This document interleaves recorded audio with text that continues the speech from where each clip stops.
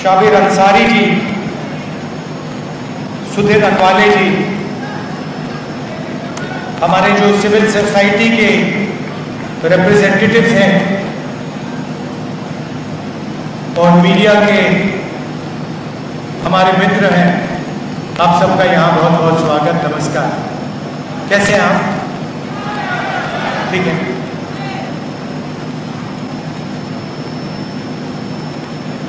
जब मैं इस भाषण के बारे में सोच रहा था तो मुझे मालूम था कि कॉन्स्टिट्यूशन की तो बात होगी, क्योंकि लड़ाई कॉन्स्टिट्यूशन की है और कॉन्स्टिट्यूशन में बहुत बड़ा रोल अंबेडकर जी का था। तो अंबेडकर जी, गांधी जी का भी डिस्कशन होगा।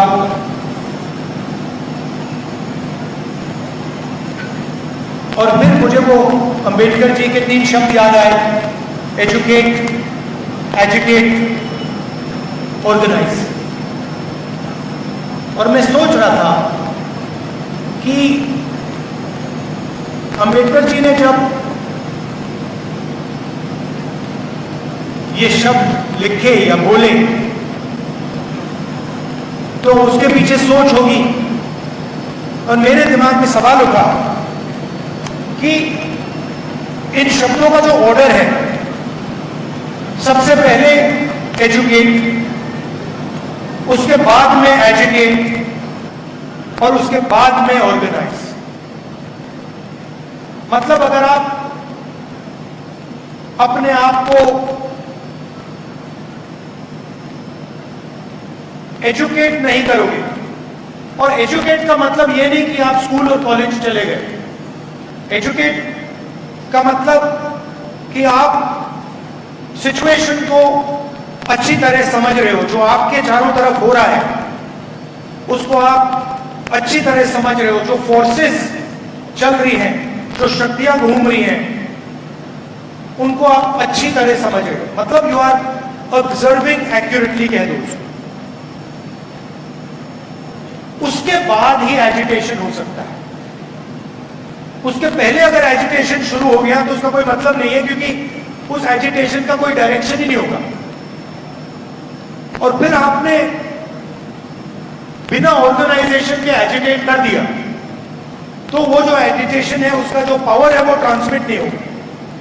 तो इसमें एक लॉजिक है। और फिर मैं सोच रहा था,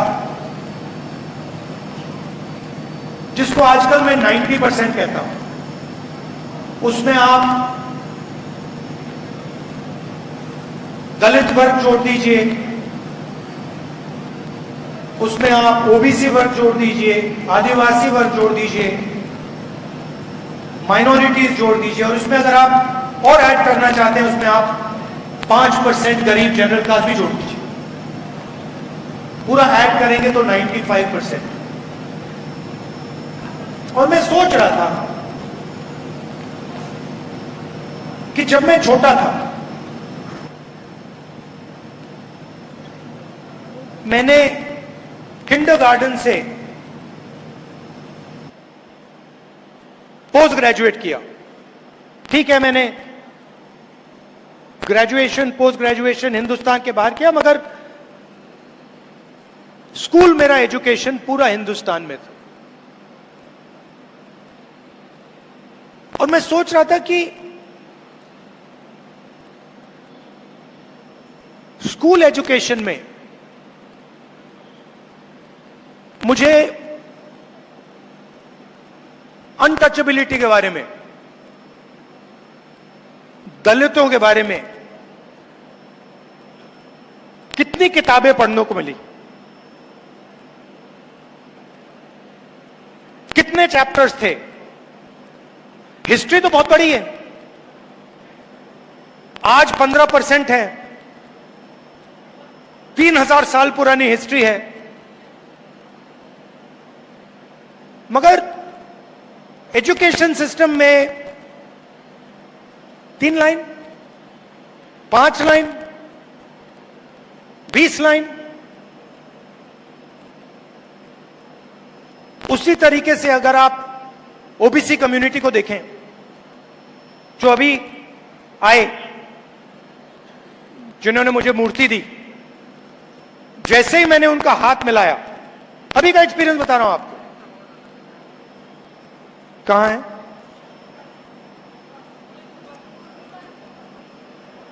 स्वप्निल कुमार जी कहां है?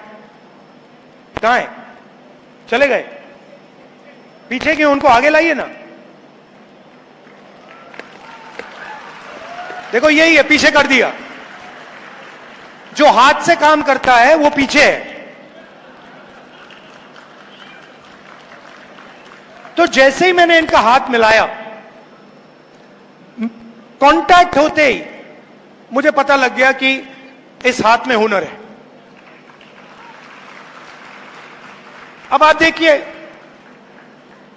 जिसके हाथ में हुनर है उसको पीछे बैठा दिया, और ये हिंदुस्तान में 24 घंटा हो रहा है। 24 घंटा। जिसके हाथ में स्किल है, जिसके हाथ में कैपेबिलिटी है, जिसके हाथ में एक्सपीरियंस है,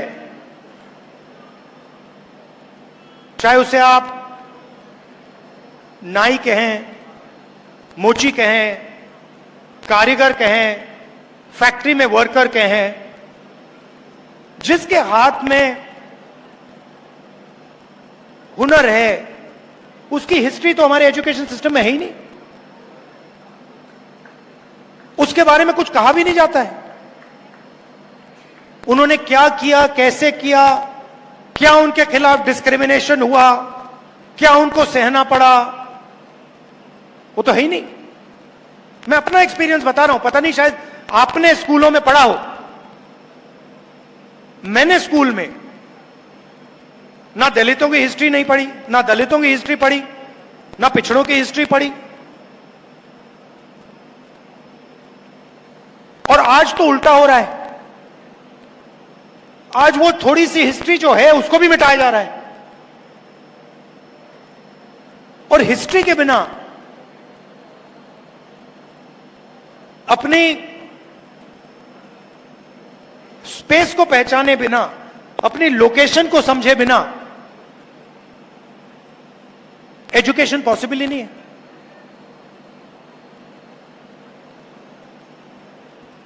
तो जब हम एजुकेशन की बात करते हैं तो फिर सवाल उठना चाहिए कि ठीक है भाई, एजुकेशन सिस्टम में किसका कंट्रोल है?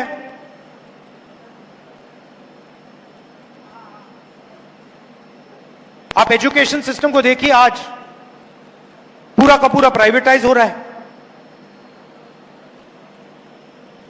गरीब बच्चे को डॉक्टर बनना हो, लॉयर बनना हो, ठीक है, वो सपना देख सकता है। भारत जोड़ो यात्रा में हजारों बच्चों से, क्या हुआ? नहीं नहीं, नो नहीं, नो नहीं, नो नहीं। हजारों बच्चों से मिला, सब कहते हैं मैं इंजीनियर बनना चाहता हूं, मैं डॉक्टर बनना चाहता हूं, मैं आईएएस में जाना चाहता हूं। और जब मैं इनसे बात कर रहा था, मेरे माइंड में क्या था कि मेरा देश इनसे झूठ बोल रहा है। इंजीनियर कितने लोग बनेंगे? डॉक्टर कितने बनेंगे? 2%, 3%, 5%, 7%, 90% तो नहीं बन सकते। बट हर रोज हमारे बच्चों को कहा जाता है कि भैया इंजीनियर बनने का सपना देखो, डॉक्टर बनने का सपना देखो, लॉयर बनने का सपना देखो। और फिर उनके माता पिता से कहा जाता है ठीक है भैया, अब आप 10 लाख रुपए निकालो, 15 लाख रुपए निकालो, 20 लाख रुपए निकालो, 1 करोड़ रुपए निकालो, 2 करोड़ रुपए निकालो। दे नहीं पाते। तो आपने इमेजिनेशन को दबा दिया, हिस्ट्री को दबा दिया, और एजुकेशन का जो सिस्टम है उसमें आप एंट्री नहीं देते। और फिर लोग कहते हैं कि भैया सुपर पावर बनेगा। कहां से सुपर पावर बनेगा? 90% तो गेम ही नहीं खेल रहा है, 90% बाहर बैठा हुआ है, 5% लोग चला रहे हैं। अदानी जी जो भी बिजनेस खोलना चाहते हैं खोल सकते हैं, अंबानी जी हर बिजनेस में जा सकते हैं, मगर अगर ये कुम्हार जी जो मूर्ति बनाते हैं, अगर इन्होंने सपना देखना शुरू कर दिया कि भाई मैं दूसरे तरीके से मूर्ति बनाना चाहता हूं, मुझे थोड़ी फंडिंग की जरूरत है, 15 मिनट में पता लग जाएगा रास्ता बंद है।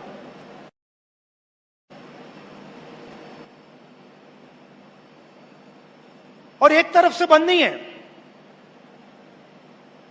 मैंने पार्लियामेंट में बोला था, मैंने चक्रव्यूह की बात की थी और बड़ी इंटरेस्टिंग बात निकली। चक्रव्यूह का दूसरा नाम पद्मव्यूह है, मतलब वो लोटस फॉर्मेशन है। अभिमन्यु को लोटस फॉर्मेशन ने मारा था, नॉर्मली उसको चक्रव्यूह कहा जाता है, वो पद्मव्यूह है, पद्म लोटस के शेप में है। और उसको भी 6 लोग चलाते थे, आज भी वही चक्रव्यूह है, पद्मव्यूह है, उसी को 6 लोग चला रहे हैं। और जो भी रास्ते थे, 90% के जो भी रास्ते थे, एक के बाद एक सिस्टमैटिकली बंद किए जा रहे हैं। हिस्ट्री बदली जा रही है। आप अगर आज किसी आरएसएस के वाइस चांसलर से पूछो, भाई हिंदुस्तान में अनटचेबिलिटी जैसी चीज थी, वो आपको कहेगा कभी नहीं थी।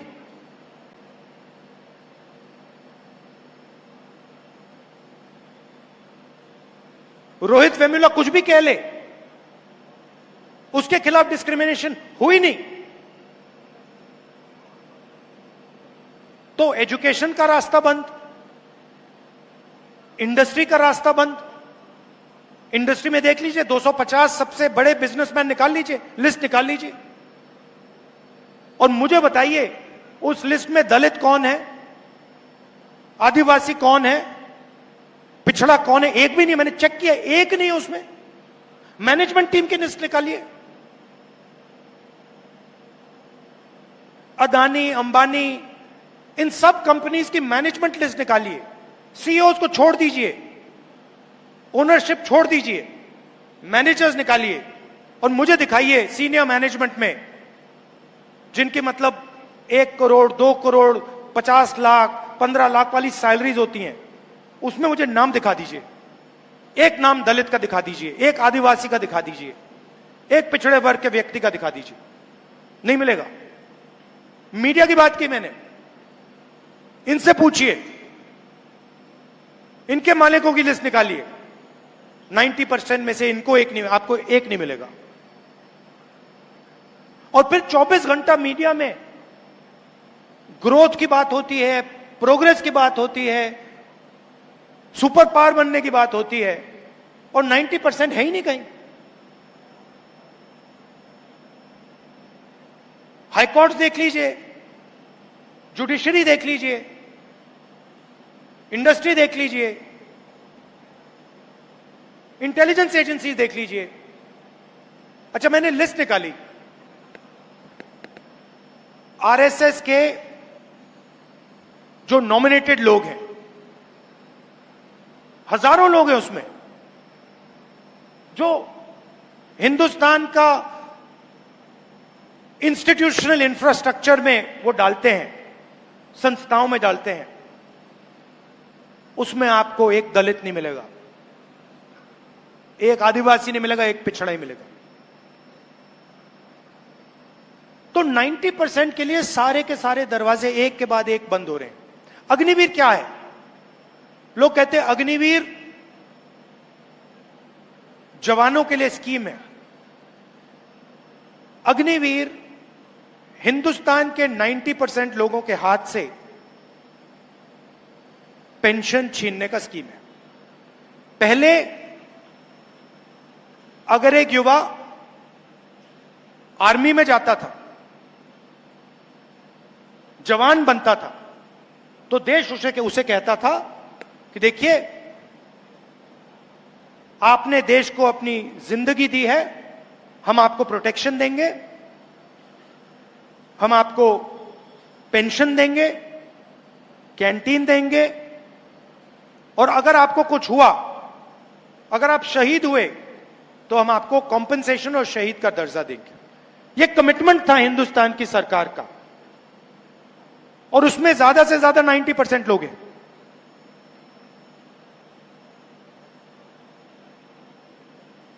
अग्निवीर किया, नाम बहुत सुंदर दिया, अग्निवीर, मगर अग्निवीर की सच्चाई क्या है? आपने हिंदुस्तान के जवान से पेंशन छीन ली, शहीद का दर्जा छीन लिया, कॉम्पेंसेशन छीन ली, कैंटीन छीन ली और रिस्पेक्ट छीन ली, और आप सोचते हो कि उसको पता नहीं लगेगा। आप सोचते हो कि उसमें इतनी भी अकल नहीं है कि वो ये बात को समझ जाए। आप जाइए रिक्रूटमेंट सेंटर में, जाइए, सब खाली पड़े हुए हैं, कोई जाना नहीं चाहता। क्यों जाए? दो तरीके के आपने जवान बना दिए हैं। एक को आप पेंशन दे रहे हो, शहीद का दर्जा दे रहे हो, रिस्पेक्ट दे रहे हो, और उसी के साथ दूसरा जवान खड़ा है, उसका आपने नाम बदल दिया, उसको आपने अग्निवीर कह दिया, उसकी आपने पेंशन छीन ली, उसकी रिस्पेक्ट छीन ली, उसकी कैंटीन छीन ली, शहीद का दर्जा छीन लिया, कॉम्पेंसेशन छीन लिया, और आप हिंदुस्तान को कह रहे हो देखो भैया हम बड़े देशभक्त हैं। मगर यह बात समझ आती है लोगों को। पहले पब्लिक सेक्टर हुआ करता था, पूरा का पूरा प्राइवेटाइज कर दिया। पहले उसमें रिजर्वेशन थी, अब पब्लिक सेक्टर गायब। एक के बाद एक प्राइवेटाइज हो रहा है। सक्सेसफुल पब्लिक सेक्टर यूनिट जो चल रहा है, प्राइवेट सेक्टर से कंपीट कर रहा है, पैसे बना रहा है, लोगों को रोजगार दे रहा है, वो प्राइवेटाइज हो रहे हैं। उसको प्राइवेटाइजेशन नहीं कहना चाहिए,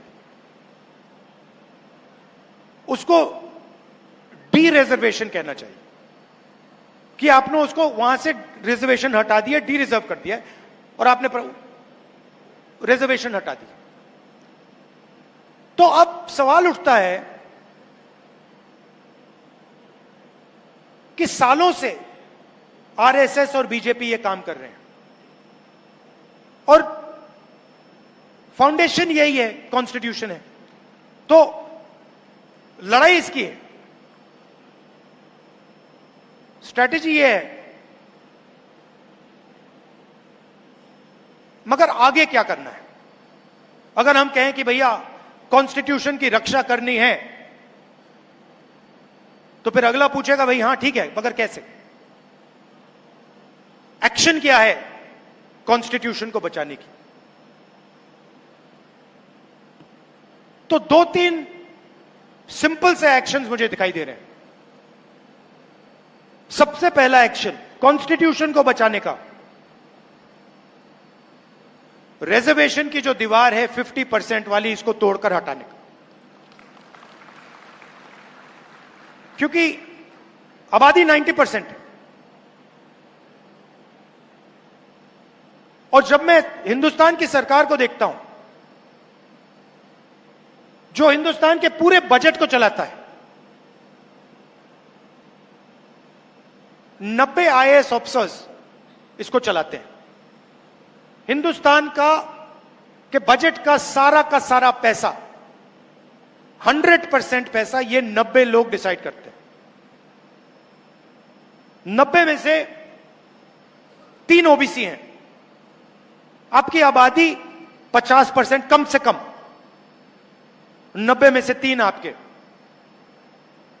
दलितों की आबादी 15%, उनके भी 3। आदिवासियों की आबादी 8%, उनका 1। मगर उससे बात समझ नहीं आती, 90 और 3 में से बात समझ नहीं आती।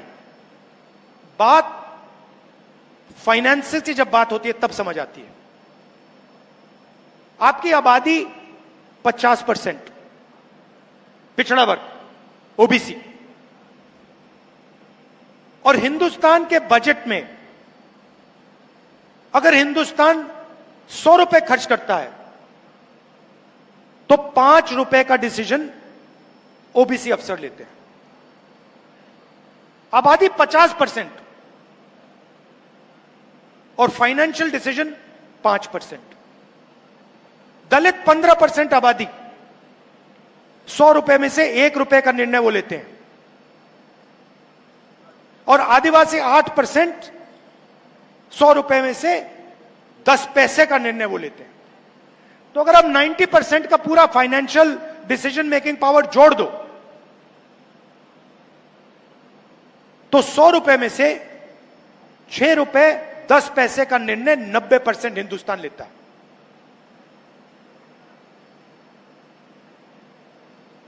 ₹6 10 पैसे 100 रुपए में से 90% डिसाइड करता है। तो दो चीजें तो बिल्कुल साफ है और मैंने पार्लियामेंट में कह दी है, और वो शुरुआत है। पहला कदम ये जो बैरियर है 50% का, इसको कांग्रेस पार्टी और इंडिया गठबंधन लोकसभा राज्यसभा में बदलेगा। और हम मतलब ऐसे वायदे नहीं करते हैं, आप जानते हो, जब हम कुछ कहते हैं हम करके दिखाते हैं। ये हमारा रेप्यूटेशन है। हमने कहा कन्याकुमारी से शुरू होगी, कश्मीर में बंद होगा, खत्म होगी। कन्याकुमारी से कश्मीर गए। तो पहला स्टेप, ये जो फॉल्स सीलिंग, आर्टिफिशियल सीलिंग लगा रखी है, इसको हटाना है। और दूसरा स्टेप, जिसको मैं क्रांतिकारी स्टेप कहता हूं, जाति जनगणना, कि यह पता लगाना है कि इस देश में पिछड़े वर्ग के लोग कितने हैं। आज कोई नहीं जानता। मैं कह रहा हूं 50% है, मगर लीगली कोई नहीं जानता। अगर आप मेरे पास आए और आपने कहा नहीं 10% है, तो लीगली आप भी सही हो, मैं भी सही हूं। जाति जनगणना के बाद आप मुझे कह नहीं पाओगे कि भैया आप 10% हो। मैं कहूंगा नहीं भैया 10 नहीं है, 50 है। दूसरी बात, जब हम जाति जनगणना की बात करते हैं, हम सिर्फ कास्ट सेंसस की बात नहीं करते हैं, हम इसमें दो और चीजें जोड़ना चाहते हैं। सबसे पहले, किसकी कितनी आबादी। दूसरा, इन अलग अलग वर्गों का हिंदुस्तान के फाइनेंशियल सिस्टम में कितनी पकड़ है, इनके हाथ में कितना धन है। दलितों के हाथ में कितना धन है, आदिवासियों के हाथ में कितना धन है, पिछड़ों के हाथ में कितना धन है। Socio economic survey. और उसके बाद जो मैं सोचता हूं उससे भी जरूरी, हिंदुस्तान की संस्थाओं में इन लोगों की कितनी पकड़ है। जुडिशियल सिस्टम में आदिवासी कितने हैं, दलित कितने हैं, पिछड़े कितने हैं, किस लेवल पे हैं। मीडिया में कितने हैं, किस लेवल पे हैं। ब्यूरोक्रेसी में कितने हैं। आईएएस ऑफिसर्स कहां कहां बैठे हैं, कौन कौन कहां है, कितना बजट कौन संभाल रहा है।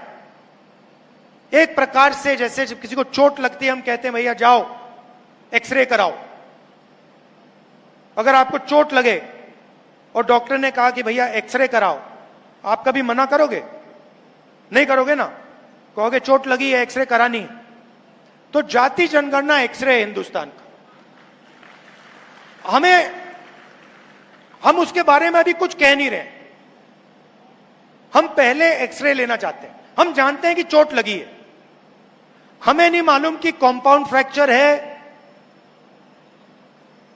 नॉर्मल फ्रैक्चर है, क्या है। हम जाति जनगणना इसलिए करना चाहते हैं, हम पता लगाना चाहते हैं कि एग्जैक्टली हो क्या रहा है। हमें पता लग रहा है कि दर्द है, वो दिख रहा है सबको।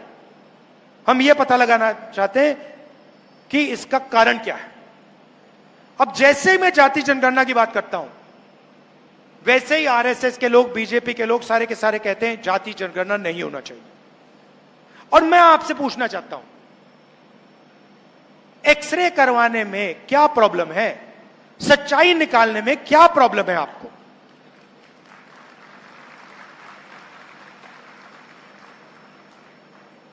ये जाति जनगणना नहीं कराना चाहते हैं क्योंकि ये सच्चाई से डरते हैं। ये चाहते हैं कि देश के जनता को पता ना लगे, 90% को पता ना लगे देश का धन, देश की संस्थाएं, देश को चलाने का सिस्टम किसके हाथ में है, कितना किसके हाथ में। और यह भी मैंने कहा दिया है, खारगे जी ने कहा है, मैंने कहा है, कांग्रेस पार्टी की पूरी लीडरशिप ने वर्किंग कमेटी में कहा है कि 50% रिजर्वेशन की जो दीवार है उसको तोड़ेंगे और जाति जनगणना को लोकसभा में, राज्यसभा में पास करके दिखाएंगे। और आप यह भी समझ लीजिए, इसको कोई शक्ति नहीं रोक सकती है। दुनिया में कोई शक्ति नहीं है। मोदी जी कुछ भी कर लें, कोई भी डांस गाना कर लें, बीजेपी कोई भी नाच ले, आरएसएस कुछ भी कर ले, आप देखना, लिख के ले लो, जाति जनगणना हिंदुस्तान की लोकसभा और राज्यसभा में पास होगा और कानून बनेगा। और सच्ची राजनीति, 90% की जो राजनीति है, इन दो कदमों के बाद शुरू होगी। क्योंकि फिर हमें 21वीं सदी है, डेटा के बिना, इंफॉर्मेशन के बिना कुछ होता नहीं है। जाति जनगणना के बाद सारा का सारा इंफॉर्मेशन, डेटा हमारे हाथ में होगा। तो यह मैं आपसे कहना चाहता था कि बीजेपी और आरएसएस सारे के सारे रास्ते बंद कर रही है। हमें रास्ते खोलने हैं, इसको डिफेंड करना है। क्योंकि अगर यह छिन गया तो फिर सब गया, और ये सब लोग जानते हैं। आपने देखा होगा, देखिए, आपने देखा होगा, पहले नरेंद्र मोदी जी 400 पार कह रहे थे, याद है आपको? 400 पार, 400 पार, मुस्कुराते थे, 56 इंच की छाती थी। उसके बाद क्या हुआ? उसके बाद हिंदुस्तान की जनता ने बिना उन्हें एक शब्द बोले उन्हें कह दिया, इसको आपने छुआ, फिर देखो क्या होता है। और आप सबको बहुत अच्छा लगा जब नरेंद्र मोदी जी ने कॉन्स्टिट्यूशन को अपने सिर पे ऐसे लगाया। वो लगाना पड़ा, वो इस किताब को मानते नहीं है। हिंदुस्तान की जनता ने उन्हें कहा, भैया सिर झुकाओ और इसको अपने माथे पे लगाओ, और उनको करना पड़ा। यह है हिंदुस्तान की जनता की शक्ति और हिंदुस्तान की जनता का ज्ञान। वो समझते हैं, गरीब से गरीब व्यक्ति समझता है कि अगर यह चला गया तो सब कुछ चला गया, और इसको हम कभी जाने नहीं देंगे। ये कुछ भी कर लें, यह नहीं जाएगा यहां से। और इसकी रक्षा करने के दो सबसे बड़े तरीके हैं, इसका प्रोटेक्शन करने के लिए दो सबसे बड़े तरीके हैं, जाति जनगणना और 50% की दीवार को तोड़ना। और तरीके भी हैं, मगर ये पहले दो कदम है। आप यहां आए, आपने डिस्कशन किया, आप कॉन्स्टिट्यूशन के लिए लड़ते हो, जीते हो, मरते हो, इसके लिए मैं आपको दिल से धन्यवाद करना चाहता हूं। और मैं आपको कहना चाहता हूं कि जहां भी मेरी जरूरत होगी, जहां भी मेरी जरूरत होगी 90% की मदद करने के लिए, मैं वहां जैसे ही आप ऑर्डर दोगे मैं हाजिर हो जाऊंगा। और क्यों? क्योंकि मैं जानता हूं कि देश 90% के बिना चल नहीं सकता है। देश हुनर की रिस्पेक्ट करे बिना चल नहीं सकता है, खोखला है, और हमें खोखला देश नहीं चाहिए। हमें मजबूत देश चाहिए, और अगर हमें मजबूत देश चाहिए तो उसमें 90% लोगों की भागीदारी होनी ही पड़ेगी और चॉइस ही नहीं। आप सबका दिल से धन्यवाद, नमस्कार, जय हिंद। एजुकेशन सिस्टम में है ही नहीं, उसके बारे में कुछ कहा भी नहीं जाता है।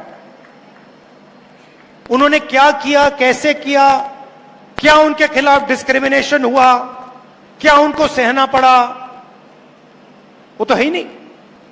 मैं अपना एक्सपीरियंस बता रहा हूं, पता नहीं शायद आपने स्कूलों में पढ़ा हो। मैंने स्कूल में ना दलितों की हिस्ट्री नहीं पढ़ी, ना दलितों की हिस्ट्री पढ़ी, ना पिछड़ों की हिस्ट्री पढ़ी। और आज तो उल्टा हो रहा है, आज वो थोड़ी सी हिस्ट्री जो है उसको भी मिटाया जा रहा है। और हिस्ट्री के बिना